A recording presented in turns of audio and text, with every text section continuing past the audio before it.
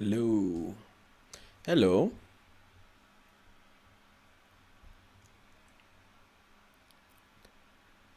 Hello. Hey, what's up?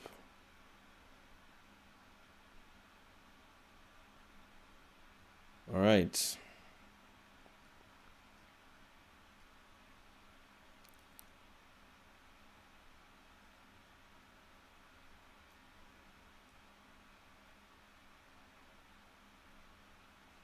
Let's see, someone's watching the feedback.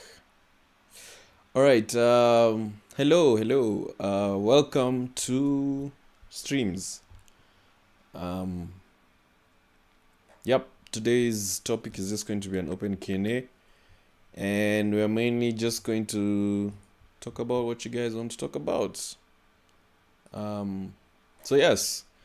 Today is open. I really didn't have a topic this week, or rather, I wanted to take it a bit easy this week, so I thought we could just do an open Q&A and answer some questions, and I can also show you guys some stuff if you don't have any questions. But I would really like some questions, especially on story stuff. Have you guys thought of story stuff? Have you guys thought of plot twists for my Mkokoteni robbers, boda boda thief guys? Have you guys thought of plot twists? I also have some stuff I've thought about, so we can talk about all that stuff and any shots or artwork you want feedback on. So I got one clip, a sync sketch link from Bridget, I believe, and we'll take a look at that first, and then we'll go from there. So maybe, let me see. Does this have chat? No. Okay. So hi Jotham, welcome back. A pleasure as always.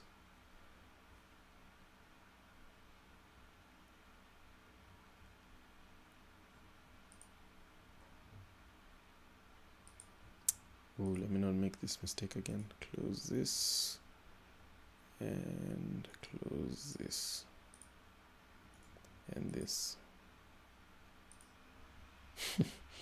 Okay, and Blender is ready.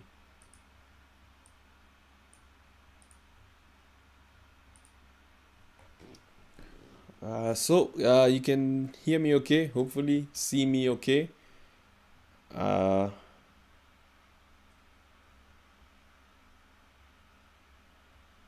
If there's any other issue, just let me know in the chat or in the group. I'll keep an eye on what's going on, and then yeah, we can proceed from there. So we'll start with the feedback on the animation. Let me find out first if I can go like this. Okay, there might be some lag with Sync Sketch and the actual video, so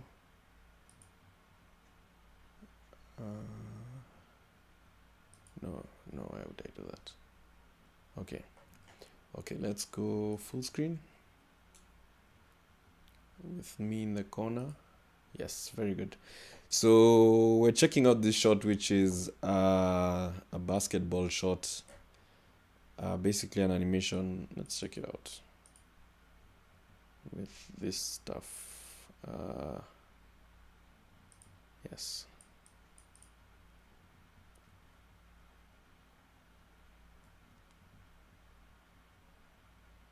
Cool. All right, I can see on Sync Sketch as well. So hopefully the video or the me in the stream is not too far behind. But yeah. So yeah, it's a really cool animation. I think it's good that you went beyond, you took an extra step and went beyond the bouncing ball and just added the basketball rim and the whole action of it bouncing around there. That's really dope. Yeah, and also the camera panning out and everything. Like it's cool that you're adding more detail on top of just some of us would just put the ball bouncing on a box. So dope stuff. So let's take a look at some of the things that stand out mostly to me. I think you nailed the feeling of the ball bouncing, going up and down. I think you really got that on point. The feeling of the parabolas and the gravity of the ball coming down and the hover at the top as it bounces. The main thing I'd say that stands out to me, well, aside from the ball doesn't actually roll, I guess that's something you're gonna work on, and that's something pretty simple. But what stood out to me the most is like the dissipation of energy as the ball is bouncing. I feel like it's not dissipating enough per bounce. I feel like each bounce should be a bit lower than what you have right now. So what I did was I used Sync Sketch as drawing tools and just drew the top of each of your bounces. And using the ghosting, you can kind of see where they go as the animation plays out. So if I sit somewhere here in the middle, frame 78, I can draw a line like this, 5. It looks like this. Ugh. Undo. Let's try that again. Yeah, it kind of just looks like a line going down like this, which is kind of not what you want. Oops, what have I done? Undo. Oh man, did I mess it up? I probably did. Let's change this back to the color. Oh, I think I engaged something else. Okay, anyway, the line is going like this, which is kind of linear, and I feel like it should be kind of like a curve, like a logarithmic descent, so to speak. So this first bounce seems okay since it's coming from way up here. Considering it's coming from up here, we'll consider this the first position of the ball.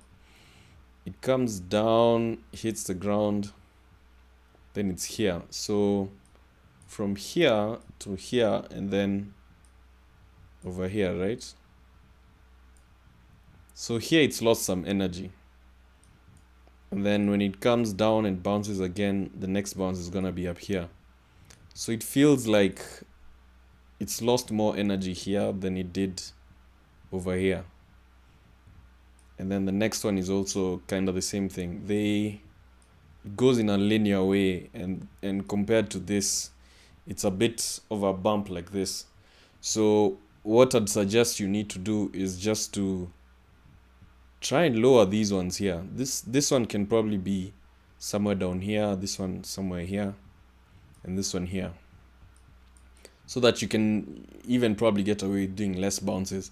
I know it's also a basketball, so it needs to show that force of the, because I mean basketballs bounce a lot more, obviously, because of the air they have and the rubber surface and all that stuff. So if you're going to, let's say maybe you feel like these bounces are too low and you're losing too much energy, then maybe you just need to even increase this height here so that this contrast here is not too big. So the bounce can be up, this bounce can be up here, and then this one can be slightly higher than where it currently is, and then these ones are the ones you can now start bringing slightly lower.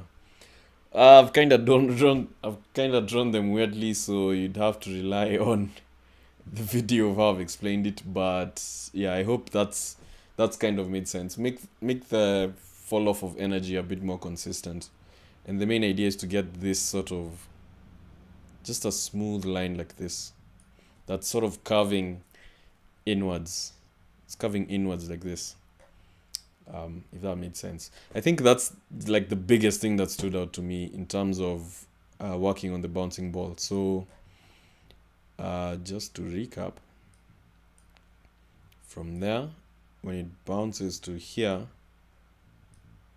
we're looking at how much energy it's losing. So this energy loss here needs to be replicated here. And yeah, my recommendation is either to, it's actually, I'd say the best way is to either bring this up and then make them just fall off a bit faster as it gets closer to the ground. And then it should be pretty solid. And then you also don't have to you can probably have to, or rather you can probably reduce the number of bounces that you have to animate also. Yeah, because it'll cover a bit more space.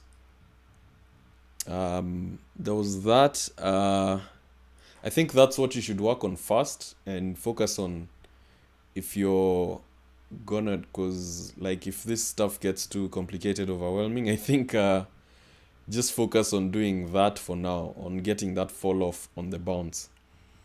Because this other thing I'm going to add is, okay, just a staging thing.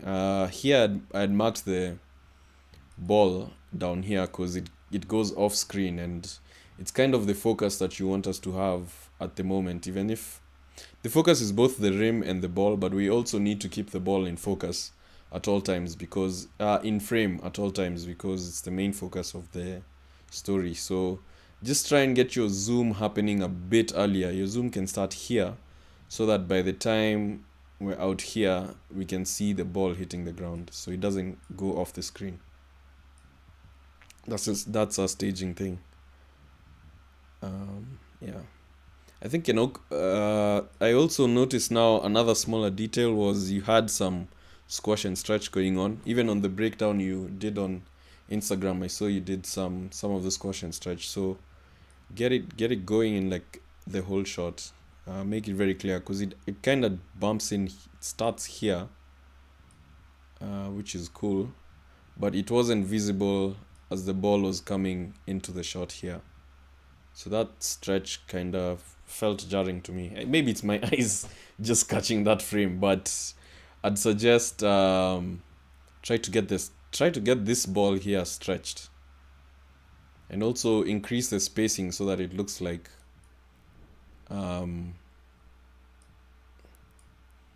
it's there and then it's there. Now it's here. Now it's here. And now it's here. And then here. So you can see they're very evenly spaced. These are very evenly spaced. So just like the parabola, remember the parabolas are like this here. They're very close together. And then as they get farther away, the spacing increases. So where your ball is like somewhere down here. So we need to see these frames spaced out more. Like the frame between this and the last frame, this frame shouldn't be here. It should be a really big gap before it finally hits the wall. So you're gonna have to do some shuffling, some frame shuffling, which kind of sucks, but yeah, it would help show that speed, that it's really speeding up, because it's been thrown. So there's the speed of the throw, and then now gravity is also pulling it down. So it should be accelerating downwards. So you can probably just come here, set a keyframe, and then just move the ball back so that at this time the ball is farther back, and then you'll have less frames to interpolate here so that it can really look like it's coming really fast. And then remember, the parabola is like when you're working with the parabolas, when it's a bounce, it's as though the parabola has been sliced, but the movement continues. So like this would be here, right? Theoretically speaking. So when your ball bounces over here, it should also be a really big spacing. Which you have. So what am I even saying? It's already there.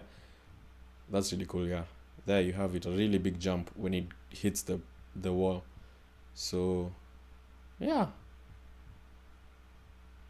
Well, that looks cool. Yeah, I think, yeah, that's really dope. Really cool work. So just keep it going. Post more posts, keep working towards it, and then post it again. You can post it as another clip here so that later on we can even compare it to this, and we can see the changes, and maybe yeah, it's nice to see where you came from, where you're going, and then where you can even take it to the next stage after that. So yeah, thanks for posting the clip. Hope that feedback was clear and my audio didn't cut off or anything. Yeah, if you have any questions, just feel free to ask in the chat right now. I could answer them because I'm here for.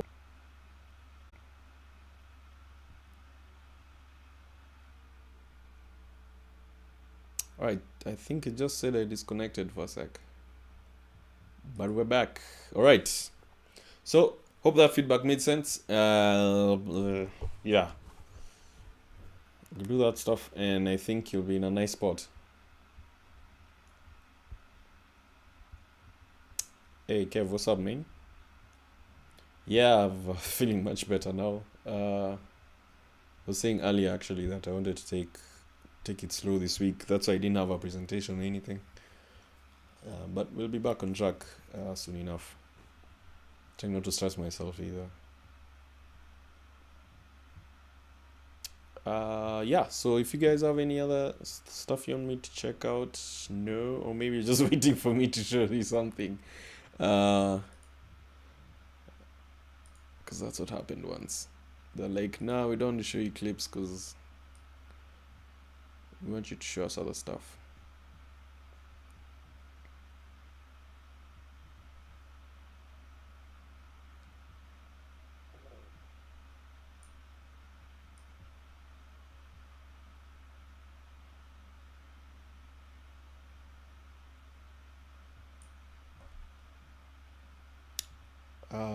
Okay, let me just open it then.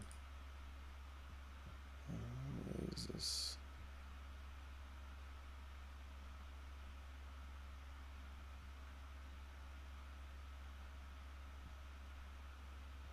Oh, that was some good feedback. Dope.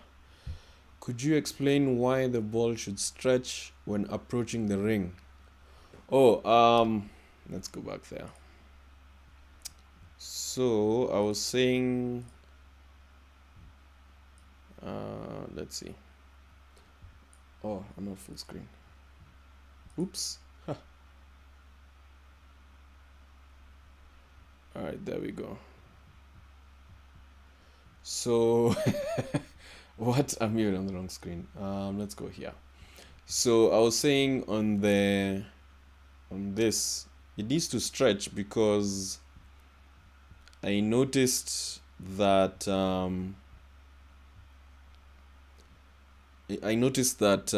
yeah, you have some stretch happening here, like this frame just before it goes off screen. There's some stretch, and when it gets here to the bottom, it also squashes a bit. So the thing is, if you're doing squash and stretch, you have to put it in everything, in the whole shot. So remember that like the same reason you've stretched the ball here is because it's increasing its speed. So in this guy here, as it gets faster, as it's falling, it's going faster and faster, and so it's stretching more and more. So remember, we're just seeing it coming into the frame and hitting the board. So if it comes in stretching just a little bit, like it doesn't even have to be really crazy, it just has to just a little bit to match what you have down here. Like it should be just a little bit more than what you have on the ball right now. But just, yeah, it'll help, as Kev says, it'll help with that, showing the speed of the ball hitting the what's it called? Of the ball hitting the board. It'll really show that speed of it coming in really fast. So hope that's answered your question. I've not added too much more. I keep forgetting it's behind. Okay. Let's go to full screen. No? Camera. Okay. Yeah, hope that's answered your question. Because it's just like let's try it. I wish I had like the file actually. If I could have gotten the file, I probably could have done something interesting. But then I'd have to figure out the controls. No. Anyway, no. Let me try do it with my bouncing ball. I can start a new file. Save as. Okay, let me switch to Blender then. And let's see.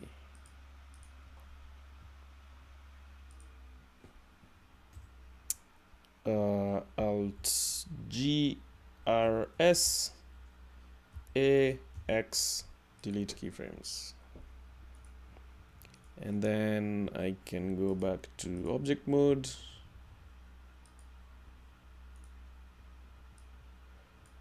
So yeah, if anyone else has even any questions on the same thing I've just talked about, or why I'm doing this, cassette world origin, add a plane, that will be the ground. I can add another plane, 90 degrees. Let's say that's the board.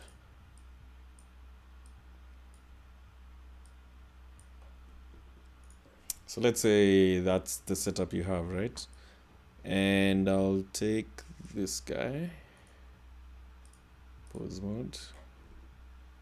Let's go to main, yeah. Man, if Blender messes me up like last time, I'll be so mad. Even just thinking that it's possible is already stressing me out. But it's an open Q&A, so let's go with it and see what happens. So I need to first set the keying set, which is available. That's okay. And I'll do I want it to end up here, so let's see. I need to disable this first. Location.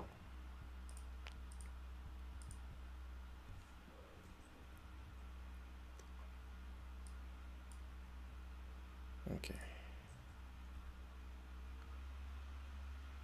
So let's say it's hitting the board like this.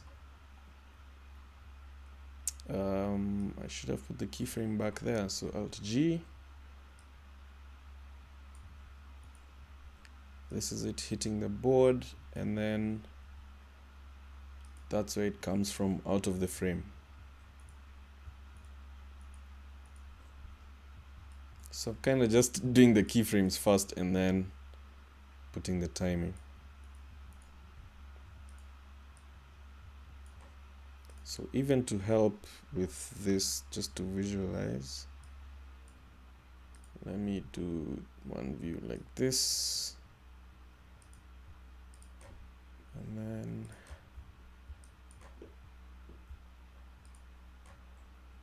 what? I just locked it, yes.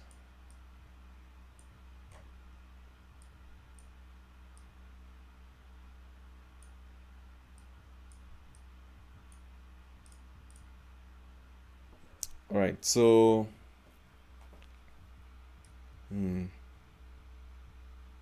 so what we had was like this movement where it was let me maybe change this color. Oh, that's better. Okay, so what we had was the ball coming in and hitting the object. So what you want to do is give it that spacing. This is like 1, 2, 3, 4. It was like 9 frames before it hit the board. I remember, I think, right? 11. Okay, 11 minus 4 is, what's 11 minus 4, guys? 4, okay, 6, okay, so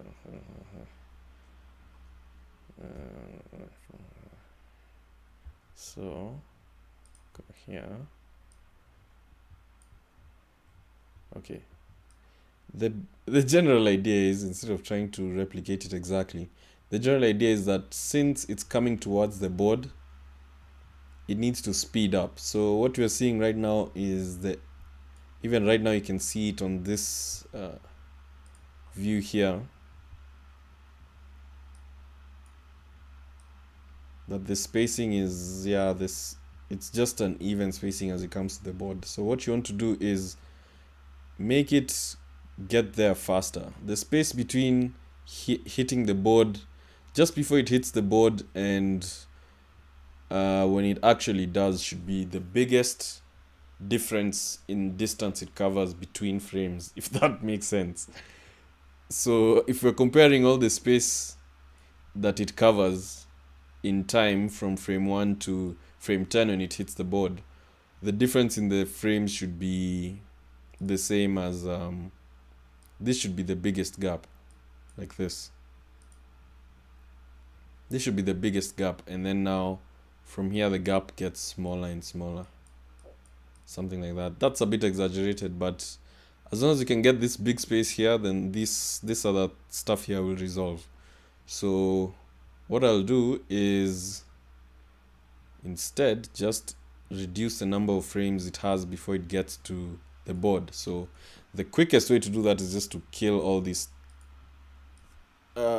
frames it has, and that kind of just makes it come faster, but it doesn't really make it look like it's coming that speedily. So what I'll do instead is, at these frames, I'll force that gap I want to see. So from here where it's hitting the board, I'll just go one frame back and move it to where I want it to be. Now what Blender is gonna do is, now it's forced to push all those other frames away, but that also means that now this frame here is probably wrong. I probably need to give it even more space. I don't know, I can kind of see the motion trails in my head. Maybe I should do this. Yeah, I can kind of see this in my head, so maybe I should make it clearer. So let's delete this. Let me just undo everything I've just done. Let's go back to before this. Calculate. Okay. So see how this space between them is just even? What I want to do is, this dot should be where even this dot is, and then this dot should be even further away, and so on. So what I'll do instead is just force it to do what I want. So I'll go back one frame and then push this to be far, and then you see what I mean? It's now squeezing the frames on this side. So let's just force issues there. And then now this just looks like it's slowing out, right? That means now it's basically going to be stopped here. So that's why I was saying I'll just move this even further out at frame 1. So now you can see from here what I'm getting is this really, they're squeezed up a bit on this side, and then as it gets closer to the board, the spaces get bigger. Now that's the easiest way to do this. There's probably a better way. If you're good with the graph editor, you can do it in the graph. If you're good with the graph editor, you can do it there, but otherwise that's the spacing part. So what about the stretch part? We're talking about how it's the same thing. We need to now illustrate the speed of the ball coming and hitting the board. So if right now, let's see, you see, like, you can barely even see what's happening here, and that's usually what happens with the ball.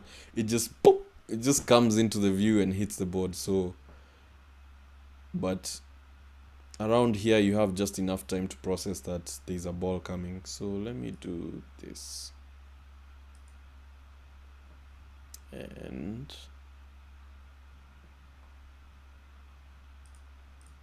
the space can even be bigger.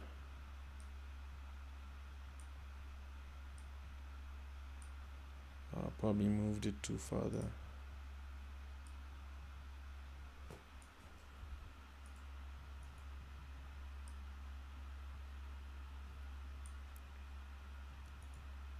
So with the stretch, just make sure if you're putting squash and stretch down here as it's falling, then make sure you have stretch in the rest of the shot. So even just a little bit, just as little as you had in the previous one, and even showing it progressively stretching even more. Look at what Blender is doing.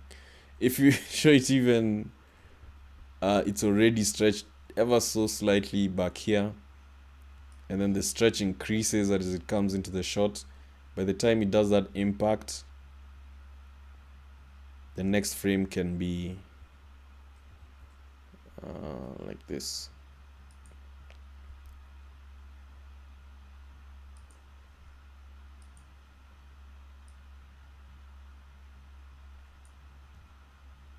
In fact, this should be squashed kidogo to show that impact.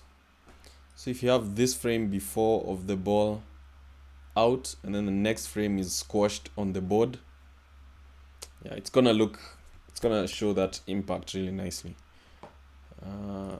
Probably don't have to go to that level of detail, but just try and give it just the idea was to give it just that little bit of stretch as it's coming in.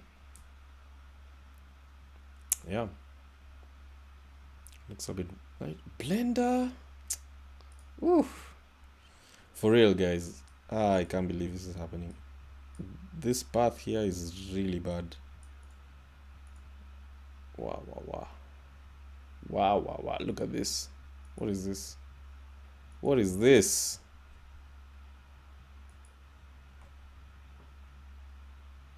Good stuff. I'm glad that explanation made sense. Azorida. Sometimes I just go into jargon. What are these paths, man? You know when they say Blender needs animation system needs work, this is what they're talking about. Look at this. Oh my goodness. Look at I wish I could open Maya. All the parts are like really, really short. This one was giving me problems in the other one. Let's see, update parts. See, I just fixed that curve there just by pulling this up and making it small.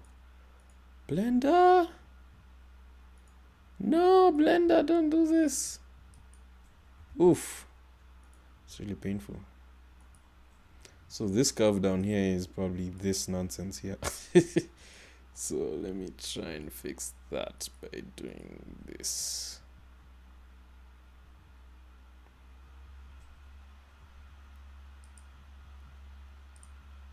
Oops, made it worse.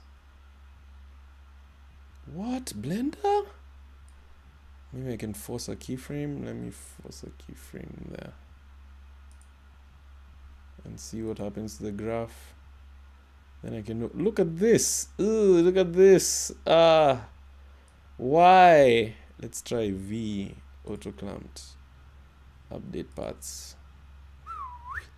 Hey, nachoma. Automatic update paths. Wow, we were.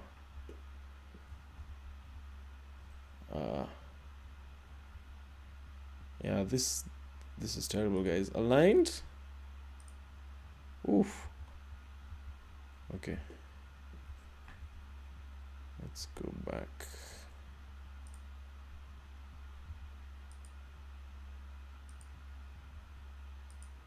Can't be free. Free is just gonna. Wow. Automatic. HK just shoots out because of this. That's pretty terrible. Then that means you probably just want to stick to linear. I'd actually rather just stick to linear.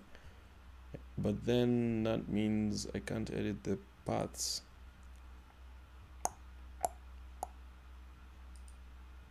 Oof, this is so painful. The struggles! Bezier. Oh man. Yeah, Blender's chomad, guys. Wow, look at this path. I'm actually shocked. I've been using Maya for like the last 2 weeks, so Yeah. I'm just seeing how I'd have to clean this up, and that's just killing so much time. Okay. I really hope it's just me. Like there's a switch somewhere I've left on, but otherwise, this is pretty terrible. So yeah, I don't want this. I'd rather it just came straight this way. So let's see. It's probably just telling me I need like another keyframe. I'm visualizing it would bounce with a curve.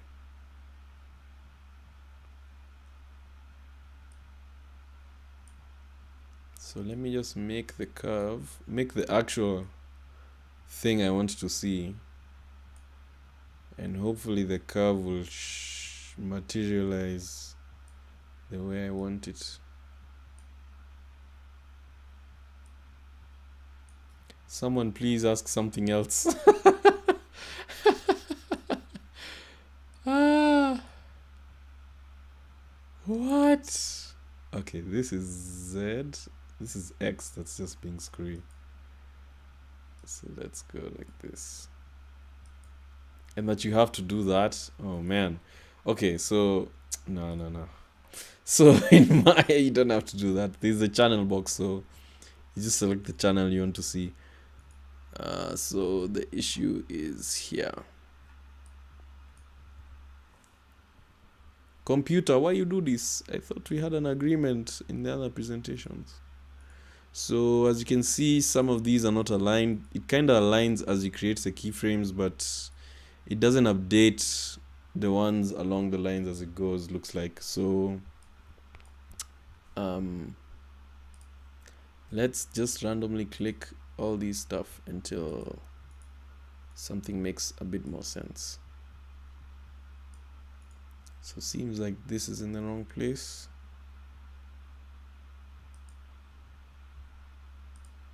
Because it should be a curve.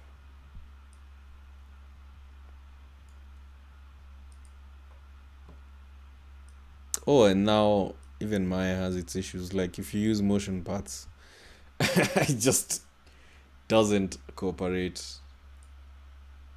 But the curve is coming. Looks like it's starting to make sense now. So you see also here, big spacing, and then it goes reducing. So maybe even these are too many frames. These are way too many frames.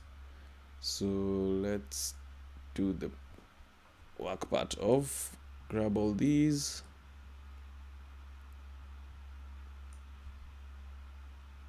Can just scale these down, and I just know the parts are gonna get even screwier. They don't. Cool. Yeah, scaling works here as well if you just press S. Anyway, yeah, that's the general idea.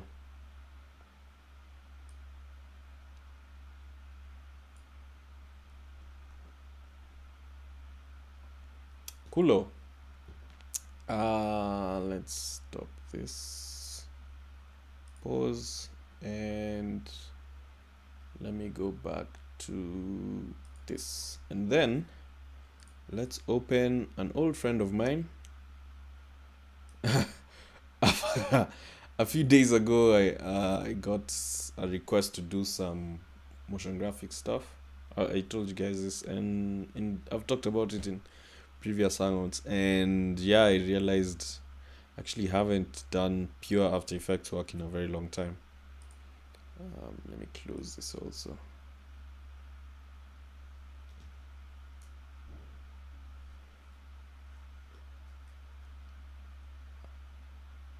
So let's show you the bouncing ball in After Effects, and let's see if we'll get the same silliness happening in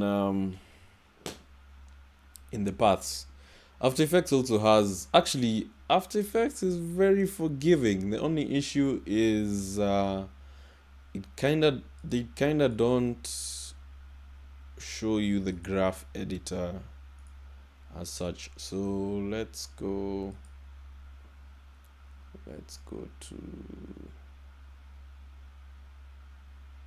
to this. this. Yes. So let's do the same thing.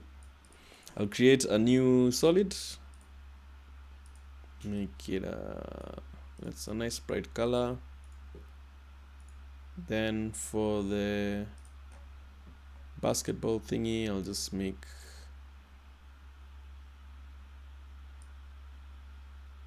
the rim there. For the ball itself, I wish I knew a trick for making a soccer ball, but maybe we can do a, oh, I know, let's fill this and then add a rectangle.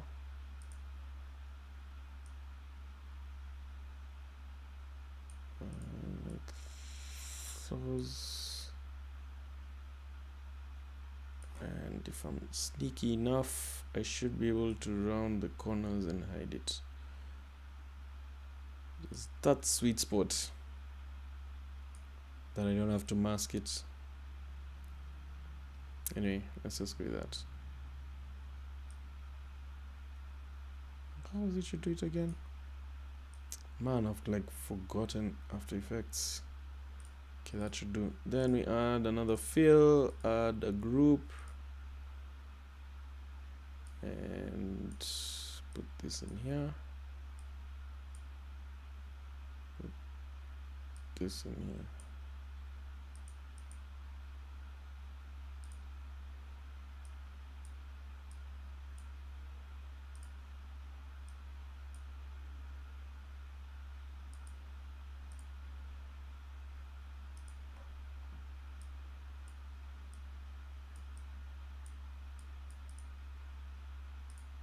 Okay, I need to close this.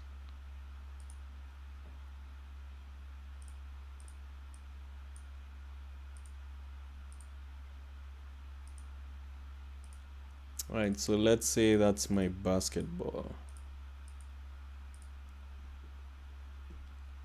So we're gonna redo the same thing. Let me at least add a vignette so it stops burning my eyes. There we go. There we go. Okay, so the ball starts out here. PS. Oh, actually,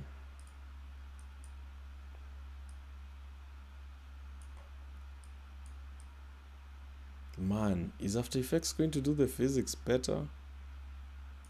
The keyframes better? How many frames is that? That should be 10 frames.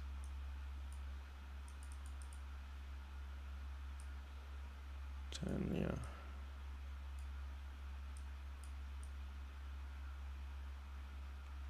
And then this was 16. So let's go 26. Wait, what? This is 40. Hahaha. This is 10 here.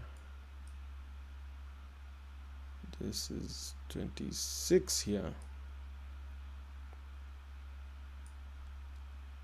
Yeah, so we're just trying to remake another shot just to see if the path for AE is gonna be better. So After Effects starts with linear keyframes by default, so I can already tell if I ease any of these things, it's just going to get messy. So let's just do and see what happens, because it actually just eases the spacing. It doesn't actually touch the location. So all it's doing is trying to space out the dots. If you can see the dots, let's change this. After Effects actually doesn't touch your location stuff. Wait, now I'm going the opposite way.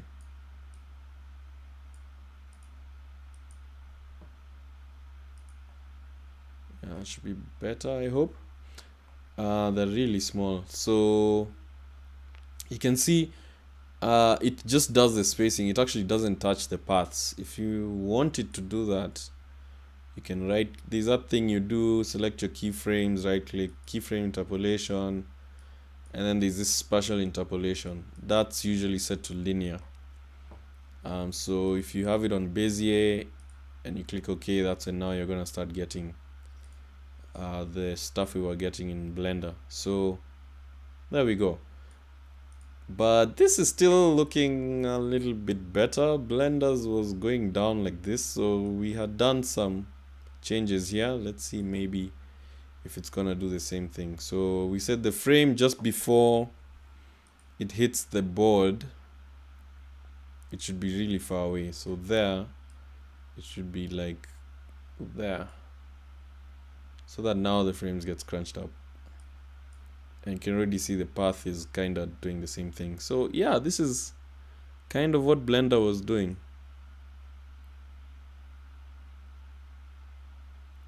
It was just adding a random curve. So that means if I come here and do this, yeah, I get that weird path again.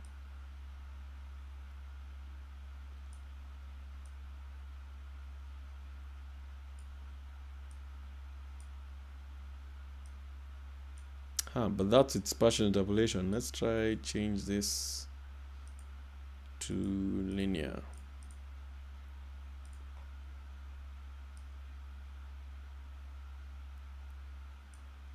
Okay, but it kind of ruins this here, which looks pretty cool. So After Effects is actually very forgiving. Yeah, it's very forgiving. Because now we can even just turn some of these into linear keyframes. Like these ones, so that it's us dictating the spacing instead of the software. Which is okay, so let's stretch those a bit more. Yep, cool. Ooh, we can even do some of the keyframes. Bezier. But that you can't really tell which are Bezier and which are not, so I probably wouldn't do that. Like have some one way and others the other way. Alright, that was cool. At least you learned something interesting about how After Effects treats keyframes. I actually didn't think about that. I kind of knew that, but I didn't think about how it only does spacing and not spatial by default. Or by default, that's how we usually set it up. So that's cool. There's the option, if you go edit preferences, general, there's an option like default spatial interpolation. This one, default spatial interpolation to linear. So most of the time you want to have that on. That's actually when I reinstall After Effects after an issue or something. That's the first thing I do. I just go and enable that switch because it can be really annoying. Yeah. Cool. So one last thing. In AE, there's this cool stuff you can do. No, you can't. Anyway, cool. Yeah, I think that's pretty much it this time. Unless you guys have any other questions or you think there's something else I can cover, that's pretty much it.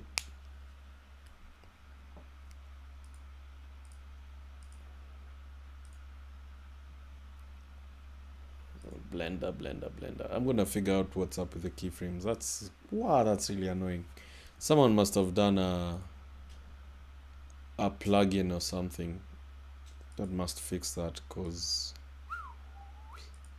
add-ons. Let's see, add-ons, animation, nothing, animal.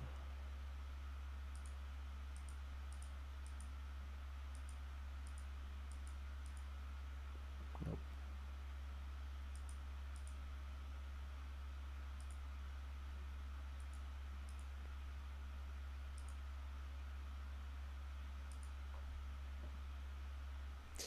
Cool. All right. So I had a character somewhere. Where did he go? Open recent. Open.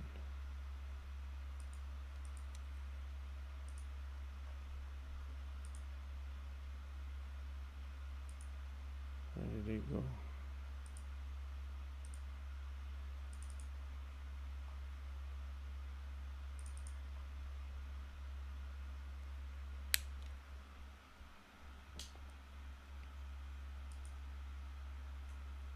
Seriously?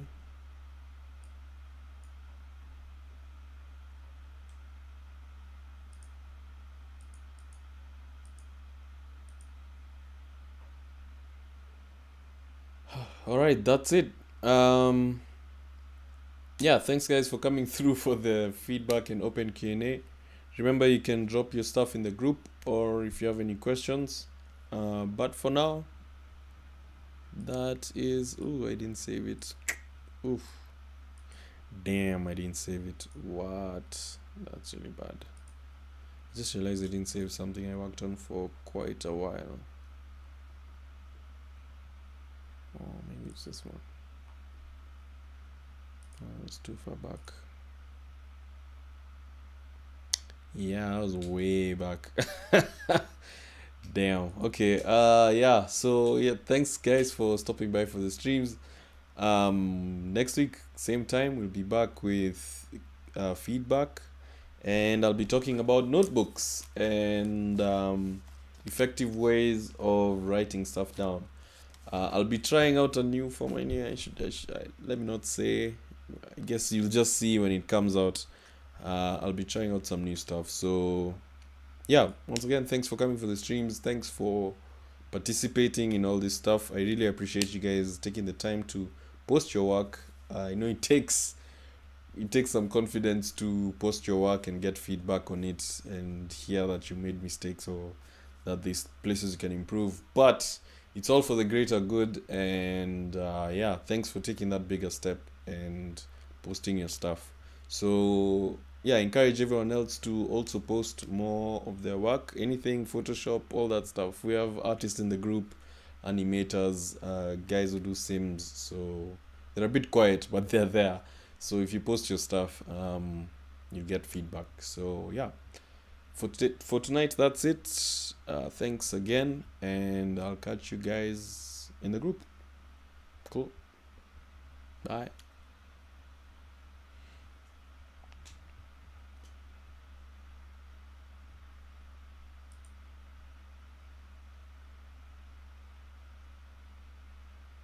Boing, and this goes away. Cool.